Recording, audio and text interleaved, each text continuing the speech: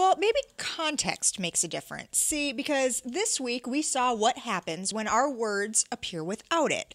Maybe you've seen the trending Twitter topic, Cancel Colbert. It all started with this tweet from @ColbertNation, which said, "I am willing to show Asian community I care by introducing the Ching-Chong Ding-Dong Foundation for sensitivity to Orientals or whatever."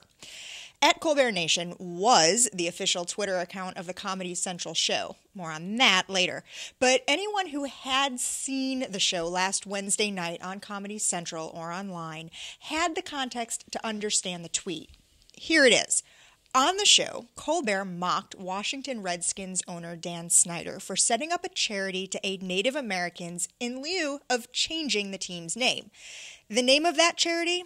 The Washington Redskins Original Americans Foundation, which led to this. My show has frequently come under attack for having a so-called offensive mascot. My beloved character, Ching-Chong Ding-Dong. Ooh, I love tea. It's so good for you.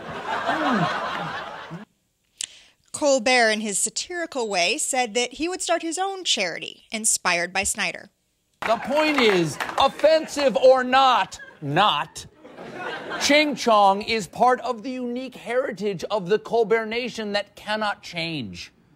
But I am willing to show the Asian community that I care by introducing the Ching-Chong Ding-Dong Foundation for sensitivity to Orientals or whatever. It is a wonderful charity. Thank you.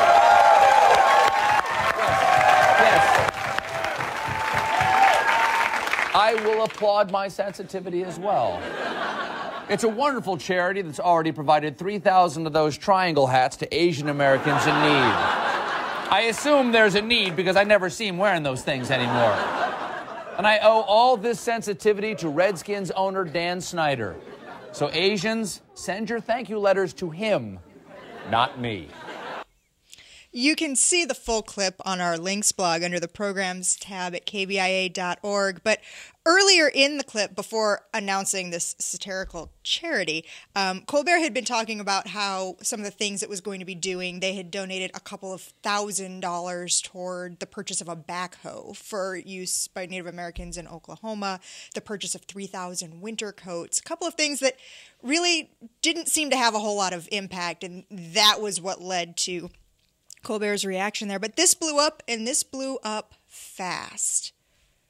Yeah, and it blew up because you had someone who had on Twitter, a so-called Twitter activist. Mm-hmm. She doesn't actually like the use of that word because it makes it sound like we're dismissing her as not somebody who's serious.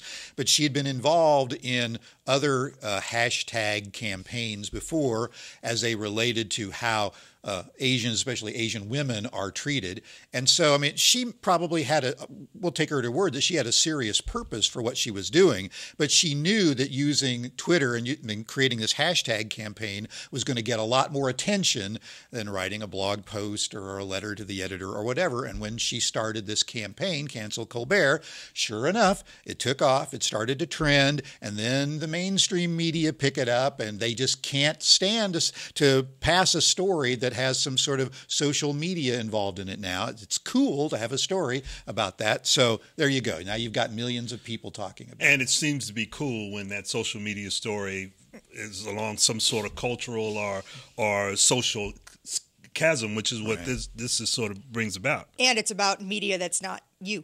Exactly. When you can point the finger at somebody else. No, you're absolutely right. I mean, and I think one of the things that this points out is that the whole 140 character problem, because you can't provide the context in 140 characters. So if someone reads the tweet but doesn't go back to look at the full clip, then you don't get everything that comes up, what happens, what he was talking about in terms of the Washington Redskins, the fact that there was a lot of satire in this and how it's all set up. And what happens is that people start jumping on these hashtag controversies, and they never really get to the controversy. And that's the context. And that's what's missing here. Yeah. I'm really divided on this too because, first of all, I think, comedy is sort of like a safe harbor. It's a place where we can go to and we can laugh about things that are serious and maybe learn something about them too. So we ought to maybe cut So a little bit of slack to comedians. On the other hand, I can also see the point of view of some critics who say, here's another white male comic who thinks he's privileged to be able to say these things about some other minority. And there was a quote from someone in Salon who wrote about it. She said, you can't make Asian people collateral damage on your way to proving a point about racism toward Native people. Okay, I get that. I think that's a legitimate concern. On the other hand, I really get worried about how people are using these hashtag campaigns now to avoid a reasoned debate. It's like, okay, you've got all these options. I can ignore it. I can think about it and write something, in a calm and reflective manner. I can get a little bit upset, or I can go straight to the nuclear option. And that's what these hashtag campaigns are often about, just straight to the nuclear option, attack your enemy, trash them, get something canceled, rather than having a reasoned debate about it. And I think it's one of those issues where you sort of want everybody to just sort of stop for a minute and figure out what is it that we're actually arguing about. Because I think a lot of that is missing when you have this back and forth, hashtag battle going on, and no one's actually stopping to say, wait a minute, is there some way we can have some civility here? Some place where we can actually talk about moving the conversation forward instead of just doing this sort of circular firing squad. So you raise a good point about taking a moment, stepping back. It actually took until Monday evening on the Colbert Report for Stephen Colbert or anybody from Comedy Central to really come forward and acknowledge any of this. And the acknowledgement was basically the whole show Monday night. And one of the guests that was on to talk about this and to carry it forward a little bit was Biz Stone, one of the founders of Twitter.